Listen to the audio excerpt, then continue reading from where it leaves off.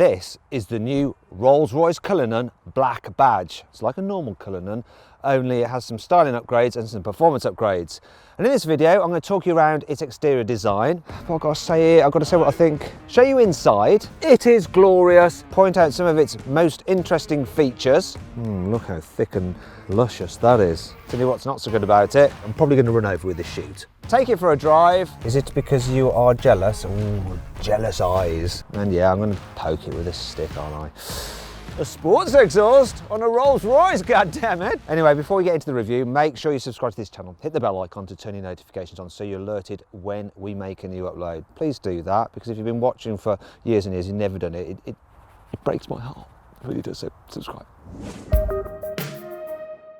There are premium SUVs like a BMW X7, which will cost from around £80,000. Then there are luxury SUVs like the Bentayga, which will cost from around £150,000. And then there's the Rolls-Royce Cullinan SUV, which is far more reassuringly expensive. It starts from £265,000 or £305,000 if you want the Black Badge. This car with options, 380 grand per ching. Let's talk about the Cullinan's design. Now, it's an absolutely massive thing, isn't it? Look at it, it's huge. Down here though, being the Black Badge, we've got a sports exhaust on a Rolls-Royce, goddammit! The exhaust pipes within there are real, look. I'm proving it with the oversized car wow stick of truth. This is the first ever SUV, all four-wheel drive, since Rolls-Royce was founded back in 1906. In fact, Rolls doesn't call this an SUV, it's called an XUV, as in luxury SUV. I don't know, I'm getting all confused. Anyway, they say it's the first SUV with a three-box design, like a normal saloon car. The first box is the bonnet, second box is this part here, the third box, which is supposed to be saloon-like, is this bit here, it's supposed to be like a boot. I'm not really seeing it. Do you know what I'm seeing? Don't say it. But I've got to say it, I've got to say what I think. It looks a bit like a London cab. I was trying to hold that in. Rolls probably aren't going to lend me a car again for saying that. But it kind of does, doesn't it? Sorry. Still, it's massive, it's huge, look at it. And you can see the relationship to the Phantom as well. Actually, underneath the skin, it's pretty much the same as the Phantom. It's based on the Phantom platform. So anyone who says, oh, it's just the BMW X7, because after all, BMW owns Rolls-Royce, it's not, they're wrong. It's a Rolls, a proper Rolls, built in Britain, in Goodwood, by men and their hands. Look at the front of it. Wow, it's huge. Apparently, the light design here with this thick brow is supposed to look like the brow of a Saxon warrior. Okay then. When you first sit in a Cullinan, it's a bit of a weird experience. The way that you have that huge Rolls-Royce bonnet, but it's just even higher than in any other Rolls-Royce. The interior feels just like a Rolls-Royce should do. Impeccable quality. Oh, it's all just so lovely. And there's metal everywhere. Metal, metal, metal, metal, metal, metal. Then there's super soft leather, leather here as well, leather. And this being the Black Badge, you get carbon fibre here, carbon fibre here, carbon fibre there, and here as well. Then there's the yellow piping you get with the Black Badge model as well, which just sets off the interior. It is glorious. Though I have found a couple of cheap bits of plastic, and they're all just round here. The controller for the steering wheel, the stalks. That's all that I can complain about, because other than that, yeah, it's lovely. There's decent practicality too, so storage, cup holders, little glove box, decent door bins. I'm happy about that. I'm also happy about this, the grab handles. Not your usual plastic crap, soft leather and metal.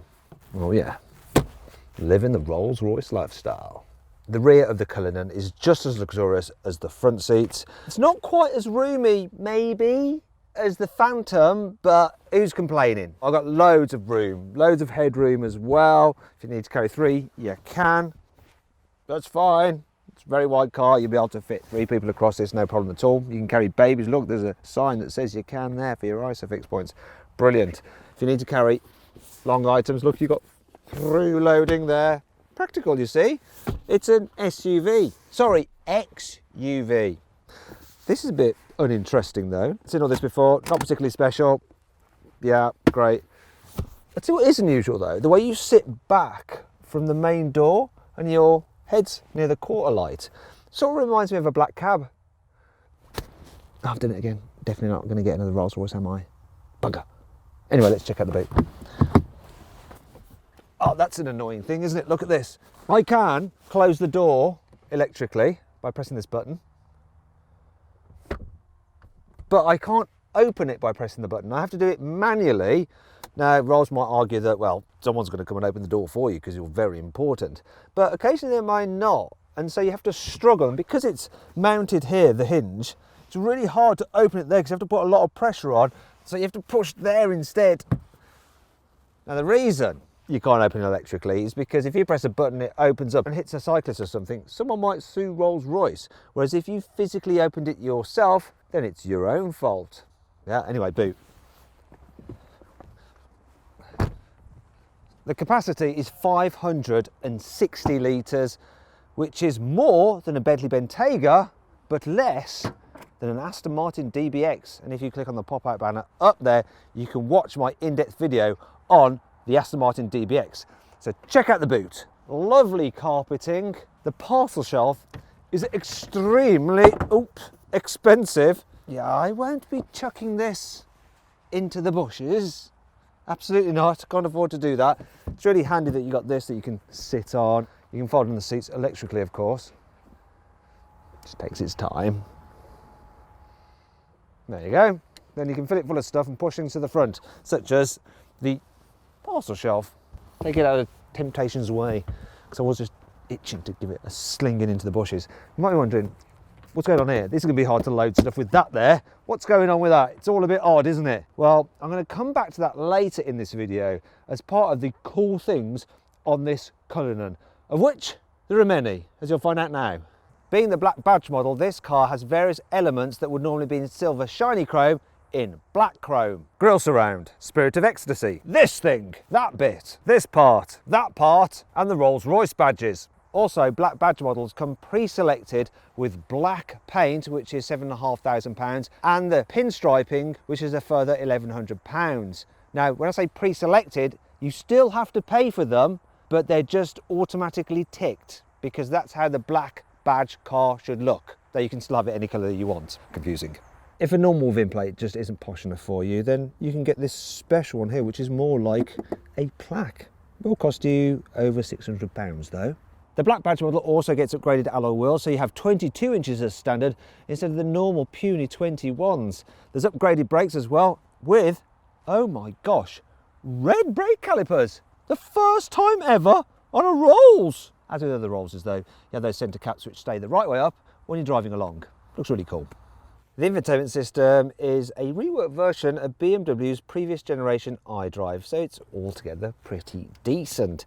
And if you look though, the images of the vehicle are of the Cullinan. You also have the really cool surround view camera system, once again from BMW, when you can look all around the car and look, at least it is a Cullinan, yet again. When you turn off the car, it does this.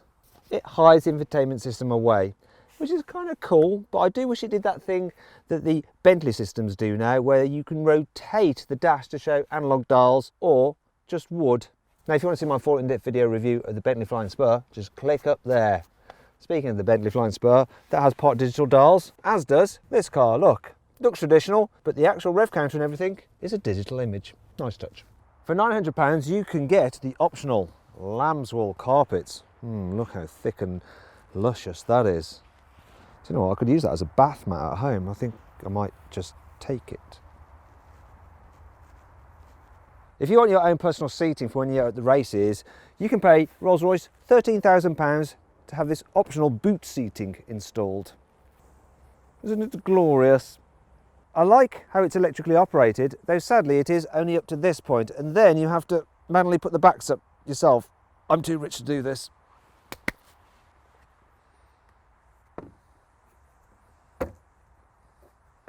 Now be gone. It's better.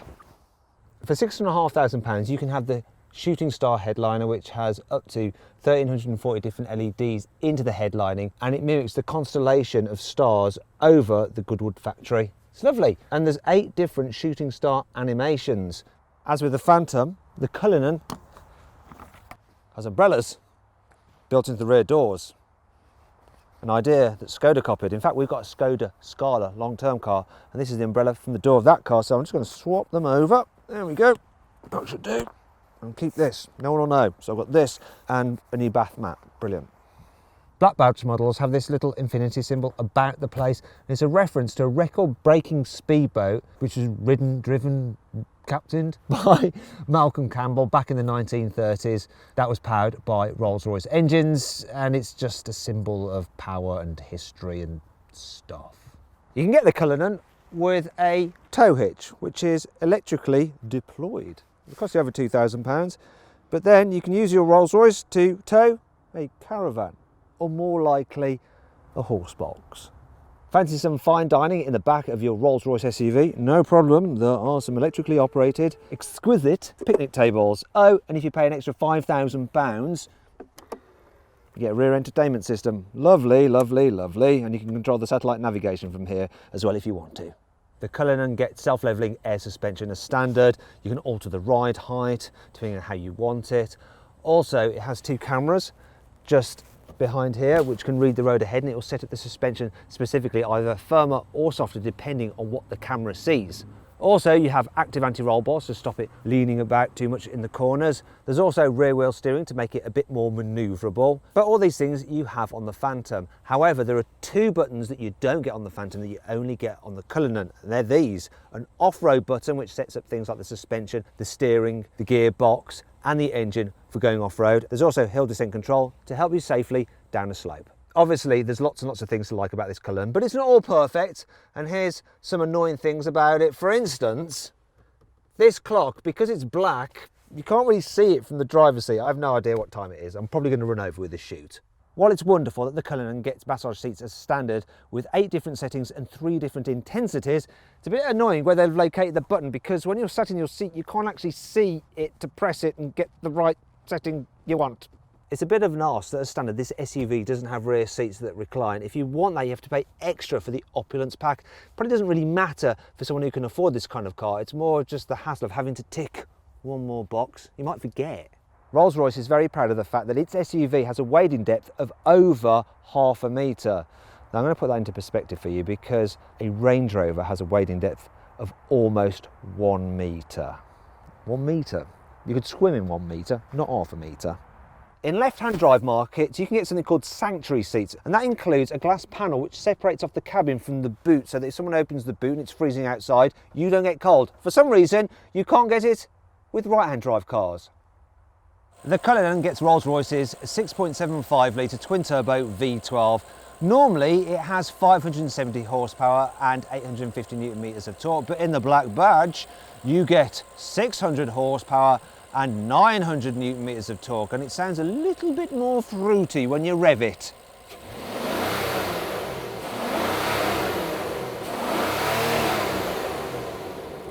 Yes, that upgraded black badge sports exhaust is just a bit more shouty, though it's still ever so refined. Now it's time to find out what this Rolls-Royce Cullinan black badge is like to drive.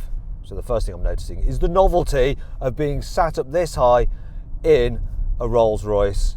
I can see why they built this thing. It's pretty obvious. It was a hole in their product lineup they just needed to fill. People love SUVs and people love Rolls-Royces. Combine the two and you have quite a few sales for such a normally niche brand and product. The black badge, that has something a little bit special going on. You see, it's got a, dare I say, sportier edge? Sounds a bit odd in a Rolls-Royce. In fact, there is a sports button in the car, but it doesn't say sport, it says low. It's low, it's just here. Now when I press that, you get different mapping for the throttle and the gearbox. And with the black badge, it's more aggressive than in any other normal Rolls-Royce. So it means that when I put my foot down, it just instantly takes off. If this wasn't a black badge model, it would have been smoother, the pickup. Also, the gears change with more ferocity when you're in this low mode, and with more ferocity than they do in a normal Rolls-Royce Cullinan. The suspension is firmer as well in the black badge over the normal Cullinan, and the Cullinan's normal suspension anyway just feels a bit stiffer than the Phantom's. It's not quite so wafty when you come onto a twisty section of road. This car does all right. It'll go around corners as well as you need it to, and of course you've got 4-wheel drive grip. Another thing you notice with the black badge model is the exhaust more when you're driving. It's quite interesting, a Rolls-Royce making that sound. You don't expect it, but it's nice, and it's never obtrusive either. I'd love to take it off-road, but I can't. I can't risk it. I don't want to scratch the paintwork and get hit with a bill to have it repaired. Oh, that's a good thing. The brakes are strong. They're smooth, they're progressive. There's a long travel to the pedal, but they do a good job of hauling this behemoth to a halt. It does feel like you're captaining a ship though, a little bit. But I kind of like it for that. It's got character, it's got style. Well, not so much style, it's got presence. Definitely presence. Style, it's debatable. Let's just get out of low mode and relax again. And now I can appreciate how quiet it is in here. Rolls-Royce has fitted this car with so much sound insulation. In fact, there's twice the weight of me in terms of soundproofing fitted to this car. You've got double glazing windows. You've also got foam in the tyres so you don't hear any road noise. That all makes this car brilliant for cruising on the motorway. So do the super comfy seats, which are almost infinitely adjustable. I've back-to-back this car with the Phantom, and the Phantom is definitely slightly more comfortable. It feels more luxurious still than this, but that's not taking anything away from the Cullinan.